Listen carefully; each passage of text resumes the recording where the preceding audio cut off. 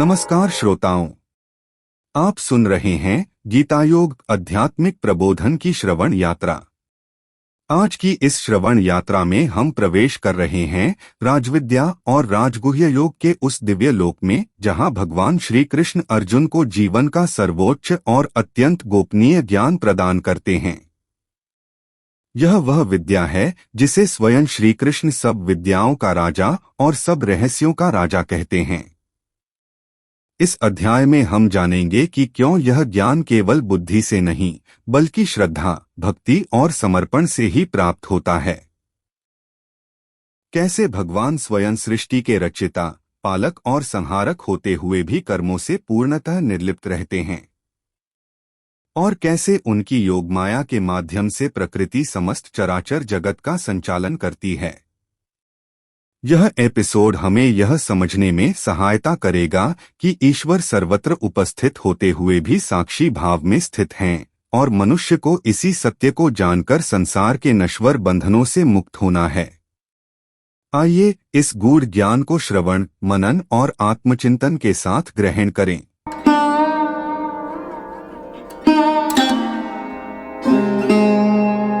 नमस्कार और स्वागत है।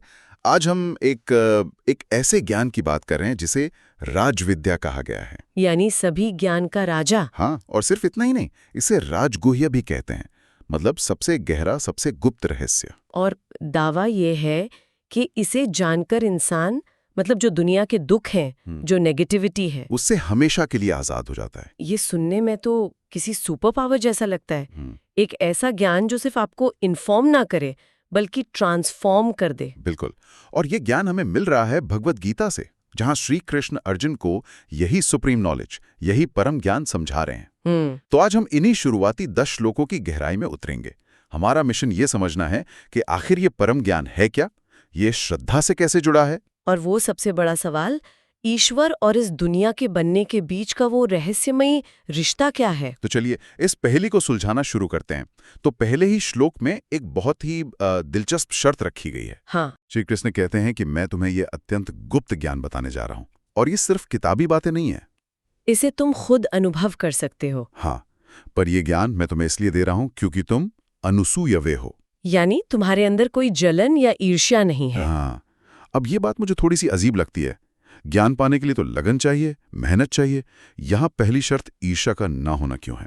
ये बहुत अच्छा सवाल है, क्योंकि यही इस ज्ञान की बुनियाद है।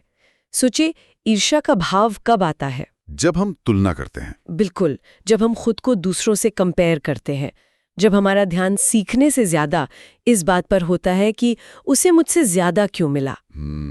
ये एक ऐसी मानसिक स्थिति है जो हमारे मन के दरवाजे बंद कर देती है। हम कुछ लेने की हालत में नहीं रहते, हम तो बस तुलना करते रहते हैं। अच्छा। इसलिए इस परम ज्ञान को पाने के लिए पहली शर्त है एक साफ, एक खुला हुआ मन, जिसमें तुलना का जहर ना हो।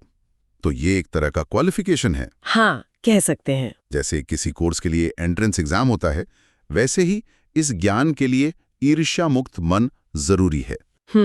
लेकिन फिर जो बात आती है वो तो हमारे पूरे मॉडर्न आइडिया को ही चैलेंज कर देती है। दूसरे श्लोक में कहा गया है कि ये ज्ञान सुसुखम कर्तुम व्ययम है, यानी इसे करना बहुत आसान और सुखद है। ये कैसे हो सकता है?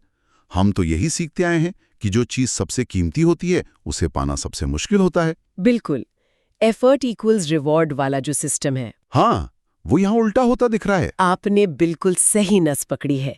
यही इस ज्ञान का सबसे क्रांतिकारी पहलू है। अच्छा। ये हमें बताता है कि सबसे बड़ी चीज पाने के लिए तुम्हें बाहर से बहुत कष्ट नहीं उठाना, क्योंकि ये ज्ञान बाहर से नहीं, अंदर से आता है। ये कोई थ्योरी नहीं है जिसे रटना है, इसे प्रत्यक्षावगमम कहा गया है। मतलब एक ऐसा सच जिसे आप खुद अनुभव कर सकते हैं, महसूस कर सकते हैं। हाँ, ये सिर्फ नोइंग नहीं है, ये बीइंग है। और क्योंकि ये एक आंतरिक बदलाव है, इसकी प्रक्रिया दर्दनाक नहीं बल्कि आनंददायक है।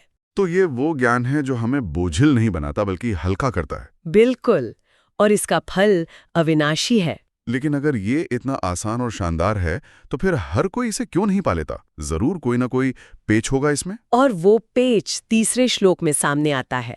एक साफ चेतावनी है वहां। क्या कहा गया है? अश्रद्धाधाना पुरुषा, यानी जिन लोगों में इस रास्ते या इस ज्ञान के प्रति श्रद्धा नहीं होती, तो उनका क्या होता है? वे ईश्वर को पा नहीं सकते और नतीजा निवर्तन्ते मृत्यु संसार वर्थमनि। वे बार बार मौत और दुनिया के इस चक्कर में लौटते रहते हैं, भटकते रहते हैं। एक मिनट, यहाँ श्रद्धा शब्द सुनते ही मतलब मेरे मन में तो अंधविश्वास या ब्लाइंड फेथ का ख्याल आता है। ये एक आम धारणा है। सकता है ना? नहीं, यहाँ श्रद्धा का मतलब आंखें बंद करके मान लेना बिल्कुल नहीं है। तो फिर क्या है? इसे समझने के लिए एक उदाहरण लेते हैं। मान लीजिए आपको माउंट एवरेस्ट पर चढ़ना है और आपके साथ एक अनुभवी शेरपा है। ठीक है। वो आपको बताता है कि इस चट्टान पर बायां पैर रखना, वहां रस्सी पकड़ना। अब आपके पास दो रास्ते हैं। या तो मैं उसकी बात मान लूं या हर कदम पर बहस करूं। बिल्कुल। या तो आप अपनी सीमित बुद्धि लगाकर हर कदम पर उससे बहस करें कि क्यों, इसका लॉजिक क्या है, या फिर इसकी विशेषज्ञता पर भरोसा करूं। हाँ, एक वर्किंग ट्रस्ट, एक भरोसा रखें और उसके निर्देशों का पालन करें। ये जो भरोसा है यही श्रद्धा है, ये अंधविश्वास नहीं है। अच्छा। ये एक गहरी समझ है कि कुछ चीजें अभी मेरे तर्क से बाहर हैं, लेकिन जो जानता है उस पर भरोसा करके मैं उस अनुभव तक पहुंच सकता हूं। तो आप कह रही हैं कि यहाँ दिमाग के घोड़े दौड़ाने से ज्यादा दिल से भरोसा करने की जरूरत है, मतलब ट्रस्ट ओवर लॉजिक। शुरुआत में तो बिल्कुल, क्योंकि अब जो बात आने वाली है वो हमारे रोजमर्रा के लॉजिक को पूरी तरह से तोड़ देगी। और वो बात चौथे श्लोक में आती है, जो ईश्वर और ब्रह्मांड के रिश्ते पर एक पहेली जैसी लगती है। कहा गया है कि ये सारा संसार ईश्वर के अदृश्य रूप में व्याप्त है। मया तदमिदम सर्वम। जैसे मोतियों की माला में धागा। हाँ, जो सब कुछ जोड़े रखता है पर दिखाई नहीं देता। यहां तक तो ठीक है, लेकिन फिर एक लाइन आती है जो दिमाग घुमा देती है। कौन सी? मत्स्थानी सर्वभूतानि न चाहम तेषु अवस्थिता, यानी सभी जीव जंतु सब कुछ मुझ में है, लेकिन मैं उनमें नहीं हूं। इसका क्या मतलब हुआ? अगर एक ग्लास में पानी है तो पानी भी तो ग्लास में है। ये तो विरोधाभास है। ये क्लासिक विरोधाभास है। इसे समझने के लिए एक मॉडर्न एनालॉजी सोच सकते हैं। जैसे? मान लीजिए एक जीनियस वीडियो गेम डिजाइनर है, उसने एक पूरी वर्चुअल दुनिया बनाई है। ठीक है, पहाड़, नदियां, कैरेक्टर्स, सब कुछ। हाँ, सब कुछ उसके कोड से बना है। तो एक तरह से पूरी दुनिया उस डिजाइनर के अंदर है, उसके दिमाग में है। तो मत्स्थाने सर्वभूतानि वाली बात सच हो गई। हाँ, गेम की हर चीज डिजाइनर के कोड से ही चल रही है। बिल्कुल। लेकिन अब दूसरा हिस्सा देखिए, न चाहतेषु अवस्थितः, कि मैं उनमें नहीं हूं।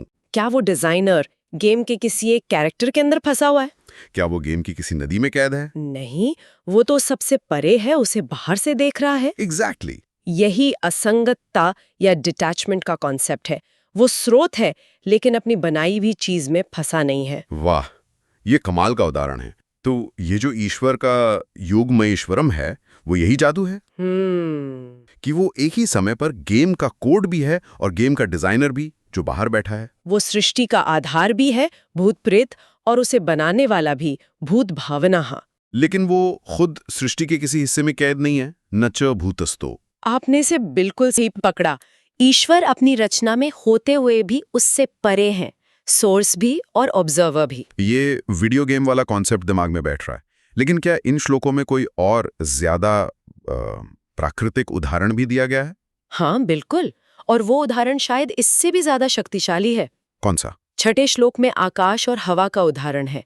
यथाकाश स्थितो नित्यम वायु सर्वत्र गो महान। जैसे हर तरफ बहने वाली महान हवा हमेशा आकाश में ही रहती है, उसी तरह समझो कि सारे जीव मुझ में ही स्थित हैं। ये तो बहुत ही गहरा है। हवा आकाश के बिना एक पल भी नहीं रह सकती, उसका कोई अस्तित्व ही नहीं है। सही बात है। वो आकाश में ही पैदा होती है, घूमती है और शांत हो जाती है।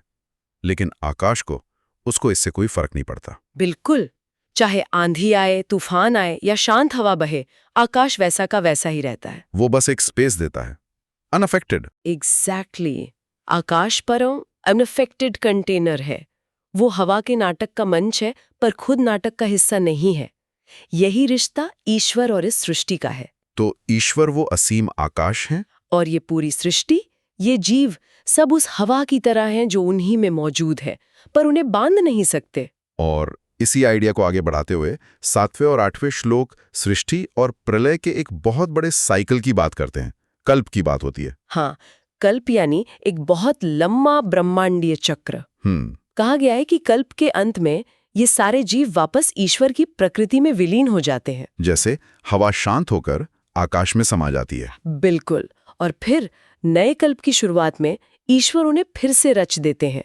ये बार बार होता है, पुनः पुनः। और इस साइकिल में फंसे हुए जीव असहाय हैं, अवश्यम। हाँ, क्योंकि वो अपनी प्रकृति के नियमों के अधीन है। यहाँ मेरे मन में एक बहुत स्वाभाविक सवाल उठ रहा है। पूछिए। अगर ईश्वर ही ये सब बना रहे हैं और मिटा रहे हैं, ये इतना बड़ा एक्शन ले रहे हैं, तो क्या उन पर कर्म का नियम लागू नहीं होता? बहुत तार्किक सवाल है। जैसे हम अपने कर्मों से बनते हैं, तो क्या ब्रह्मांड को बनाने और मिटाने के कर्म का कोई बंधन नहीं है? ये बहुत ही लॉजिकल सवाल है और 9वां श्लोक इसी का सीधा जवाब देता है। श्री कृष्ण कहते हैं, न च माम तानि कर्माणि निबंधन्ति, कि वो कर्म मुझे नहीं बांधते। हाँ। पर क्यों? वजह क्या है? क्या सिर्फ इसलिए कि वो ईश्वर है? नहीं, वजह बताई गई है और वजह बहुत गहरी है। ईश्वर उन कर्मों में उदासीन वदासीनम असक्तम रहते हैं। मतलब वे एक न्यूट्रल या तटस्थ भाव से स्थित रहते हैं और उन कर्मों में उनकी कोई आसक्ति, कोई अटैचमेंट नहीं होती। वो करता है पर भोगता नहीं। बिल्कुल, वो कारण है पर परिणाम से अप्रभावित है। उदासीन। जैसे कोई दर्शक जो एक बहुत इमोशनल फिल्म देख रहा है, लेकिन वो जानता है कि ये सिर्फ एक कहानी है। बहुत अच्छा उदाहरण है। और 10वां श्लोक इस पूरी तस्वीर को पूरा करता है। ये बताता है कि ये सिस्टम काम कैसे करता है। कैसे? ईश्वर की भूमिका एक चेयरमैन या अध्यक्षेण की है। मयाध्यक्षेण प्रकृति सूयते सचराचरम, यानी मेरी अध्यक्षता में, मेरे सुपरविजन में प्रकृति इस जगत को बनाती है। हाँ, ईश्वर सीधे तौर पर हर पत्ता नहीं हिला रहे, बल्कि उनकी उपस्थिति मात्र से, उनके निर्देशन में प्रकृति ये सारा काम कर रही है। अच्छा, तो वो एक तरह के कॉस्मिक सीईओ हैं जो विजन सेट करते हैं पर हर छोटे मोटे काम में खुद इन्वॉल्व नहीं होते। कह सकते हैं उनकी मौजूदगी ही सिस्टम को चलाने के लिए काफी है और इसी वजह से ये संसार का पहिया घूमता रहता है। तो निष्कर्ष यही है कि ईश्वर हर चीज के केंद्र में है, सब कुछ चला रहे हैं, लेकिन फिर भी वो पूरी तरह से आजाद और अनासक्त हैं।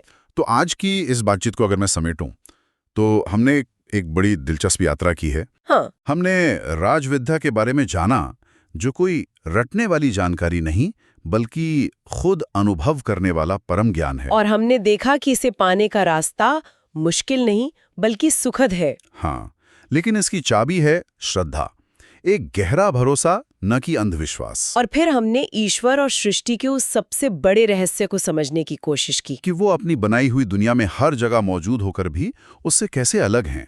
वो वीडियो गेम डिजाइनर और आकाश हवा वाले उदाहरणों ने ये समझने में मदद की कि ईश्वर स्रोत भी हैं और साक्षी भी। वो अध्यक्ष हैं जिनकी उपस्थिति में ये ब्रह्मांड का खेल चलता है, पर वो खुद इस खेल के सुख दुख से पूरी तरह तटस्थ हैं। ये एक बेहतरीन सारांश है और इसी बात पर मैं सुनने वालों के लिए एक सवाल छोड़ना चाहती हूँ। जरूर।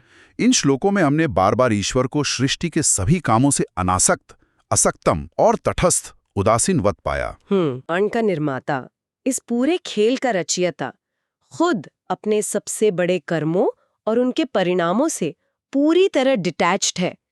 तो ये हमारे अपने रोजमर्रा के जीवन में हमारे छोटे छोटे कामों के प्रति हमारे नजरिए के बारे में क्या संकेत देता है? क्या असली आजादी नतीजों को कंट्रोल करने में है, या खुद को उन नतीजों से, अटैचमेंट से आजाद करने में है? सोचने वाली बात है।